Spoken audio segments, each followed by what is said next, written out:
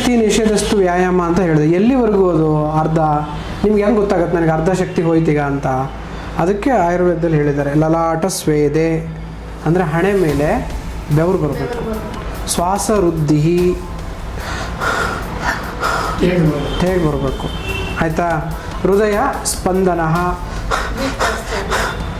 ಡಬ ಡಬ ಡಬ ಡಬ ಹೊಡ್ಕೋಬೇಕು. ಆಮೇಲೆ ದೇಹ ಹಗುರ ಅನಿಸ್ಬೇಕು, ಲಘುತ್ವ ಶರೀರ ಬಾಡಿ ಲೈಟ್ನೆಸ್ ಅನ್ನಿಸ್ಬೇಕು. ತದನಂತರ ಬಾಡಿಗೆ ಸಾಕು, ಇದು ಒಂದು ರೆಸ್ಟ್ ಬೇಕು ಅಂತ ಅದಕ್ಕೆ ಮೈಂಡಿಗೆ ಬರಬೇಕು, ಅವ ನಿಲ್ಲಿಸ್ಬಿಡ್ಬೇಕು. ಇದು ಬಾಡಿ ಇಂಡಿಕೇಶನ್. ಬಾಡಿ ಇಂಡಿಕೇಶನ್ ಕೊಟ್ಟಾಗ ನೀವೇನು ಮಾಡ್ಬೇಕು ಅದನ್ನೇ ಮಾಡಬೇಕು. ಅದು ಬಿಟ್ಟು ಏನಾರ ಮಾಡಿದರೆ ಅದು ರಿವರ್ಸ್ ಕೊಡುತ್ತೆ ಬಾಡಿ ಎಫೆಕ್ಟ್. ಹಾಗಾಗಿ ವೇಗ ಉದಿರಣ ಧಾರಣ ರೋಗ ಏಕೈಕ ಕಾರಣಂ ಅಂತ ಹೇಳ್ತಾರೆ.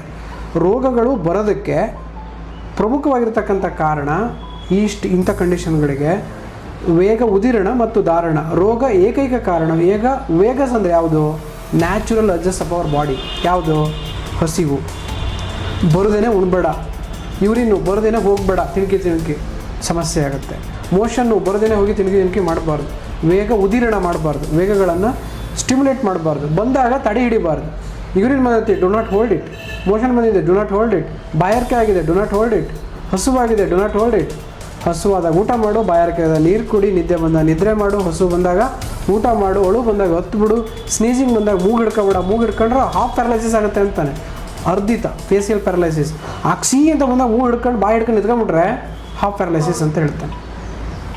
ಅಂದರೆ 14 ವೇಗಗಳನ್ನು ಹೇಳಿದ್ದಾನೆ. ಅವು ನ್ಯಾಚುರಲ್ ಅರ್ಜಸ್, ಇವನ್ನ ಹಿಡಿಲೇಬೇಕು. ಕೆಲವೊಂದು ಹಸು ಆಗದೇ ಇದ್ದಾಗ ಊಟ ಮಾಡಬೇಡಿ, ಅವನ್ನ ಹಿಡೀರಿ. ಹಸುವಾದಾಗ ಊಟನೇ ಮಾಡಿರಿ. ಇವು ರೋಗ ಬರೋದಂಗೆ ನೋಡ್ತವೆ. ಇನ್ನೊಂದು ಇದು ನ್ಯಾಚುರಲ್ ಅರ್ಜಸ್ ಆದರೆ ಮಾನಸಿಕಕ್ಕೆ ಸಂಬಂಧಿಸಿದ್ದು, ಶರೀರಕ್ಕೆ ಹಿಡಿದು ಇಷ್ಟೊತ್ತರೆಗೂ ಮನಸ್ಸಿಗೆ. ಒಂದು ಇಮಾಂಸ್ತು ಧಾರಯತ್ ವೇಗಾನ್ ಹಿತಾರ್ಥಿ ಪ್ರೇತ್ಯ ಚ ಇಹ ಚ.